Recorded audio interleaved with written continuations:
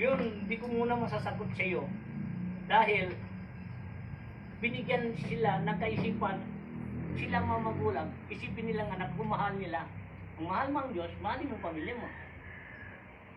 Kung di mo mahal ang Diyos, hindi mo mahal ang pamilya mo. Kung mahal mo ang Diyos, gampanan mo ang katungkol. Ano sinabi ng Diyos? Ang mga bata, anak, binigay ko sa iyo para may gabay ka. Pagtanda mo, may mag-alaga sa iyo.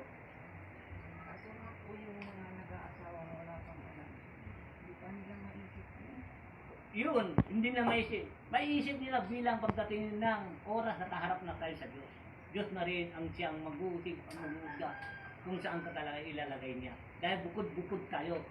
Kanya-kanya tayo ibibigay ng Diyos kung ano ba talagang ugali mo, totoo ka ba o hindi. May paglalagyan ka bawat isa sa inyo. Doon mo makikita yung sarili mo at sarili ko at isa ugali natin. Makikita mo yung ugali mo sa akin, makikita ko ugali ko sa iyo. Doon mo makikita, mali pala ang ginawa ko. Ang ugali ko ito, nandun sa iyo. Ang ugali mo, nandito sa akin, para sa ang ugali ninyo. Doon yung mag-gets, ganito pala ang mundo. Bakit ito pinagsama-sama lahat? Ang mga hindi maganda. Ang mga kaplastikan magsama-sama din. Ang kabutihan magsama-sama din. Kanya-kanya kayo ng lugar ng ugali. Dahil para doon yung makikita ng ugali nyo hindi maganda. Hindi pinagsama yan. Pinagbukod-bukod yan. Mabait ka, hindi ka mabait. Doon ka sa hindi ka mabait. Mabait ka, doon ka sa mababait. Dahil ang mundo natin, sari-sari ugali. Sari-sari ang kanilang gampanan, gawain. Sari-sari ang kaisipan. Iba-iba. Dahil doon kayo makikita mo ang gawa mo na hindi maganda, makikita mo sa kapwa mo rin. Pagsabay-sabayin kayo, doon yung makikita. Malit pa na ako. Kasi ayaw mo mangyayari sa iyo. Dahil yung nangyari sa ginawa mo, yung ginawa niya, gagawin ko sa iyo, yung ginawa mo, ginawa mo sa akin. Doon yung makikita, parang tayo ay nagsama-sama para makikilala mo ang iyong gawa na hindi maganda.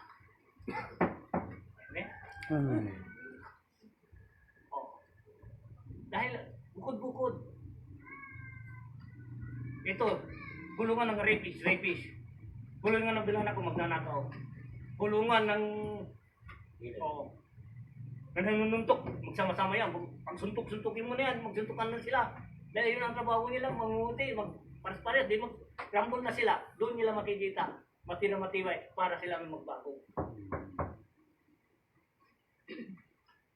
Yan ang paglilinis. Huwag natin sayangin habang may panahon pa tayo dito. Habang may nangyayari ito, kailangan magbalik loob na tayo sa Kanya. Walang kwentang sakit yan. Sa isang salita niya lang, matutunaw lang lahat yan. Dahil ikaw lang, pagdadalawang isip, ikaw lang, at walang paniwala, paano kita sabi ng mga, paano kita papagalingin at hindi kang miling ng iyong katotohanan. Kung may naniwala, may himala. Kung walang himala, walang paniwala. Kung walang himala. Yun lang ha, sinabi ng mga, basta mag-share sa magsasalita, walang nakakasakit, masayang lahat, ang Diyos ay nasa atin. Walang maghusga, walang maglait, ang Diyos sa atin. Dahil ang Diyos ang gusto niya ay pag-ibig. Dahil ikaw, huwag magtampo. Oh. Lahat ang kasama mo sinungaling din. Magsama-sama kayo, makikita nyo. Ugali mo, ugali niya, nakikita kayo. Lahat, sinabi ko sa inyo, kung ano man ang ginawa mo, ano man ugali mo, doon kayo magsama-sama lahat. Makikita nyo, ikaw at siya, iisa. Doon mo magbabago ka dahil ayaw mo ay magsinungaling. Sinungaling ka na nga, sinungaling pa rin, magsinungaling kayo. Pares kayo sinungaling. Mamamatay tao.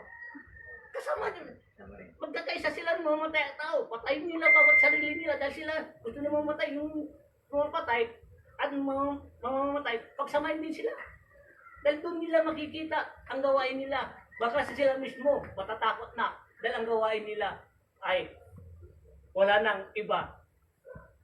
Siya at ikaw ay iisa. Wala na yan. Pagbabago ng lahat yan. Oo. Kaya ang kailangan ng Diyos, kailan tayo magbabago kung hindi ko kayo magbukurin? Bakit pagsamasamahin kayo, ang mga inosente, walang kasalanan, napapahamak. Ngayon, pagbubukod-bukod, Diyos lang ang makakabukod doon. Wala nang iba. Ang Holy Spirit, ang siya magbubukod mamaya. Tignan mo, tatahimik ang mundo. Kung pinagsama-sama, wala silang magawa. Kung ang Diyos nang kumilos, wala silang magawa. Wala na hadlang kahit ano, bawat salita ng Diyos, mahalaga. Yun ang sabi niya. Biltud ang salita niya. Kung sabi niya, simula ngayon, di ka makahinga, di ka hihinga. Dahil ang katawan niya sa kanya yan. Simula ngayon, di ka magsalita. Di ka magsalita dahil sa kanya lahat yan. Puso, habang may panahon pa, magbago ka na. Huwag mo sayangin ang panahon. Ang kayabangan ipakita mo. Dahil ang kayabangan mo, yun ang kapahamak. Papahamak ka, papahamak ang pamilya mo, papahamak ang lahat dahil sa gawa mo. Hindi ka